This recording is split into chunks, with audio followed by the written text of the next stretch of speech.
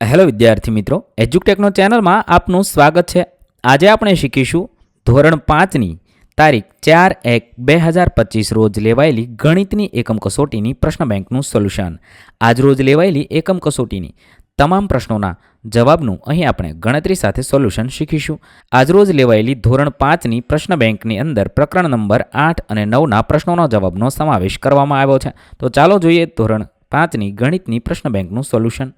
પ્રશ્ન નંબર 1, નીચે આપેલા નકશાના આધારે પ્રશ્નોના જવાબ લખવાના છે. કોઈપણ એક વિભાગના જવાબ લખવાના છે. અહીં આપણે દરેકના જવાબ શીખીશું. અહીંયા એક નકશો આપેલો છે, તે નકશો વાંચવાનો છે, સમજવાનો છે. તેના આધારે નીચેના પ્રશ્નોના જવાબ લખવાના છે. સવાલ નંબર 1, ધોરણ 3 અને 5ની વચ્ચે કયું ધોરણ છે? જવાબ થશે ધોરણ 4 છે. 2, પ્રાર્થના સભાથી દૂર શું છે? સ્પોર્ટ રૂમ કે આચાર્યની ઓફિસ? જવાબ થશે સ્પોર્ટ રૂમ છે. 3, ગેટ બીથી પ્રવેશ કરીએ તો વર્ગખંડ કઈ દિશામાં આવે? જમણી બાજુ એટલે કે પૂર્વ દિશામાં આવે. 4, રમતના મેદાનની નજીક શું છે? સ્પોર્ટ રૂમ કે પાર્કિંગ? જવાબ થશે પાર્કિંગ. 5, ગેટ બીની નજીકમાં શું છે? સ્ટાફ રૂમ કે પાર્કિંગ? તો એક પણ નહીં. 6, બગીચો કઈ દિશામાં આવેલો છે? તો ઉત્તર દિશામાં આવેલો છે. ત્યારબાદ વિભાગ 2 જોઈએ. વિભાગ 2ની અંદર નકશો આપેલો છે, તો નકશો જોવાનો છે, સમજવાનો છે. તેના આધારે નીચેના પ્રશ્નોના જવાબ લખવાના છે. 1, આઈસ્ક્રીમ પાર્લર કયા ગેટ પાસે આવેલો છે? જવાબ થશે ગેટ ડી પાસે. 2, ગેટ એથી પ્રવેશ કરો તો તમારી ડાબી બાજુએ શું શું આવેલું હશે? તો બગીચો આવેલો હશે. ગેટ એથી પ્રવેશ કરો તો અહીંયા તમે જોઈ શકો છો ગેટ એની ડાબી બાજુ આ બગીચો છે. આગળ જોઈએ. 3, ગેટ બીની સામે કયો ગેટ છે? તો ગેટ ડી આવેલો છે. 4, દૂધ ડેરી અને પાણીની ટાંકી વચ્ચે કયો ગેટ છે? તો ગેટ સી છે. 5, બગીચામાં પ્રવેશ કરવો હોય તો કયો ગેટ નજીક પડશે? ગેટ એ નજીક પડશે. આ રીતે લખી શકો છો. 6, અનિલના ઘરની શાળા કઈ દિશામાં આવેલી છે? ઉત્તર દિશામાં આવેલી છે. ત્યારબાદ ત્રીજો વિભાગ છે, એની અંદર એક નકશો આપેલો છે. તે નકશો જોવાનો છે, સમજવાનો છે. તેના આધારે પ્રશ્નોના જવાબ લખીએ. સવાલ નંબર 1, શાળાથી પ્રકાશભાઈની દુકાન કઈ દિશામાં છે? તો દક્ષિણ દિશા તરફ આવેલી છે. અહીંયા શાળા છે, દક્ષિણ દિશા તરફ પ્રકાશભાઈની દુકાન છે. એવી રીતે વાંચીને જવાબ લખવાના છે. 2, બેંક અને શાળાની વચ્ચે શું આવેલું છે? તો આંગણવાડી આવેલી છે. 3, પોસ્ટ ઓફિસથી મંદિર કઈ દિશામાં આવેલું છે? તો પૂર્વ દિશામાં આવેલું છે. 4, બસ સ્ટેશનની ઉત્તરે શું આવેલું છે? આંગણવાડી કે દૂધની ડેરી? તો આંગણવાડી આવેલી છે. 5, બેંક શાળાની કઈ દિશામાં છે? પૂર્વ દિશામાં છે.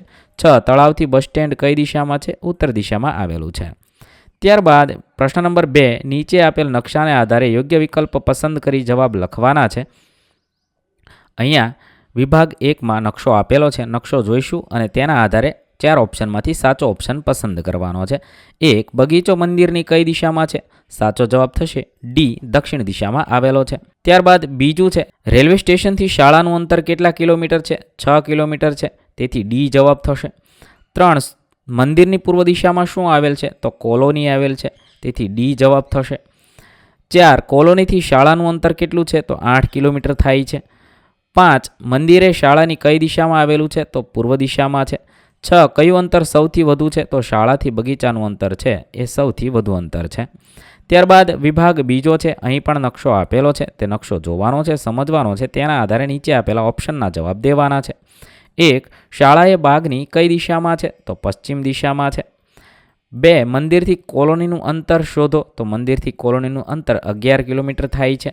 3, રેલવે સ્ટેશને બાગની કઈ દિશામાં છે? તો પશ્ચિમ દિશામાં છે. 4, શાળાથી કોલોનીનું અંતર કેટલું છે? તો 7 કિલોમીટર છે. 5, બાગથી રેલવે સ્ટેશનનું અંતર કેટલું છે? તો 9 કિલોમીટર છે. 6, કયું અંતર સૌથી વધુ છે? તો મંદિરથી કોલોનીનું અંતર સૌથી વધારે છે. ત્યારબાદ વિભાગ ત્રીજો જોઈએ. એની અંદર પણ નકશો આપેલો છે. નકશાને આધારે પ્રશ્નોના જવાબ લખવાના છે.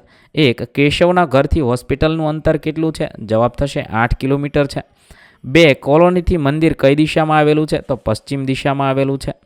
3, મંદિર અને કોલોની વચ્ચેનું અંતર કેટલું છે? જવાબ થશે 11 કિલોમીટર છે. 4, કોલોનીથી ડેરી કઈ દિશામાં આવેલી છે? જવાબ થશે બી, ઉત્તર દિશામાં છે. 5, કેશવના ઘરથી કોલોનીનું અંતર કેટલું છે? ડી, 14 કિલોમીટર છે. 6, કેશવના ઘરથી સૌથી દૂરનું સ્થળ કયું છે? તો ડી, રેલવે સ્ટેશન સૌથી દૂરનું છે. ત્યારબાદ પ્રશ્ન નંબર 3, માગ્યા મુજબ જવાબ આપવાના છે. કોઈ પણ એક વિભાગ છે દરેક વિભાગના જવાબ જોઈએ. વિભાગ 1, તમારી શાળાનો એક માળનો નકશો દોરવાનો છે. તેની અંદર વર્ગખંડ, બાગ, રમતનું મેદાન, મધ્યાહન ભોજન રૂમ, શૌચાલય, પાણીની ટાંકી બતાવવાનું છે. મેં અહીંયા એક નમૂનારૂપ નકશો દોર્યો છે, તમે જોઈ શકો છો. આની અંદર દરેક વસ્તુ છે. અહીંયા વર્ગખંડ છે, ઓફિસ છે, રમતનું મેદાન છે, બગીચો છે, મધ્યાહન ભોજન છે, પાણીની ટાંકી છે, શૌચાલય છે, અહીંયા ગેટ છે. ત્યારબાદ બીજો વિભાગ છે, એની અંદર પણ નકશો દોરવાનો છે. તમારા વર્ગખંડનો નકશો દોરવાનો છે. વર્ગખંડના નકશામાં જોઈ શકો છો, આ બ્લેકબોર્ડ છે, ટેબલ છે, ખુરશી, 2 બારીઓ છે, 2 દરવાજા છે, આ પાટલીઓ છે. આ રીતે તમારે નકશો દોરવાનો છે, જેની અંદર આ બધી વસ્તુનો સમાવેશ કરવાનો છે. તમે તમને મનગમતો અન્ય રીતે નકશો પણ દોરી શકો છો. ત્યારબાદ વિભાગ 3 જોઈએ. ગામનો નકશો દોરવાનો છે. તેમાં રેખાંકનમાં શાળા, મંદિર, દૂધની ડેરી, ગ્રામ પંચાયત, બસ સ્ટેન્ડ ને બધું આવવું જોઈએ.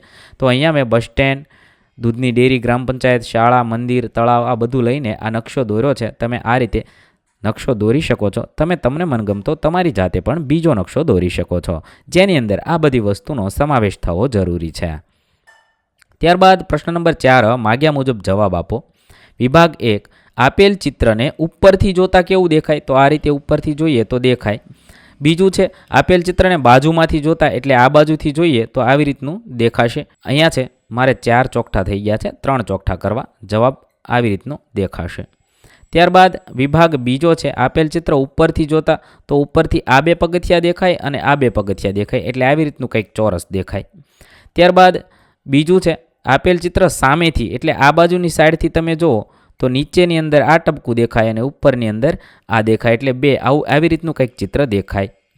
ત્યારબાદ વિભાગ 3 છે, આપેલ ચિત્રને બાજુમાંથી એટલે આ સાઈડમાંથી જોઈએ તો આવી રીતનું કંઈક દેખાય. બીજું છે, આપેલ ચિત્રને ઉપરથી જોતા ઉપરથી જોઈએ ને તો આ 2 અને આ 2 ટપકા એટલે કે 4 આવી રીતે ચોરસ ટપકા 4 દેખાય. આ રીતે તમે જવાબ લખી શકો છો. ત્યારબાદ પ્રશ્ન નંબર 4 વિભાગ અમાં આકૃતિ અને બની આકૃતિની જાળી દોરેલ છે. યોગ્ય જોડકા દોરવાના છે. વિભાગ પહેલાની અંદર જોઈશો તો અહીંયા નળાકાર છે, અહીંયા નળાકાર એ બંને જોડીએ. અહીંયા ચોરસ ચોકઠા છે એ ગોઠવેલા છે, અહીંયા એવી રીતે છે. અહીંયા ત્રિકોણ છે તો અહીંયા ત્રિકોણ છે. આ રીતે તમે મેળવી શકો છો. બીજા વિભાગની અંદર પણ આવી રીતે આકૃતિ છે. અહીંયા ત્રિકોણ છે, ત્રિકોણ છે, ચોરસ છે, ચોરસ ચોકઠાઓ છે. અહીંયા છે એ શંકુ આકાર છે તો અહીંયા શંકુ આકાર છે. આ રીતે તમે મેળવી શકો છો.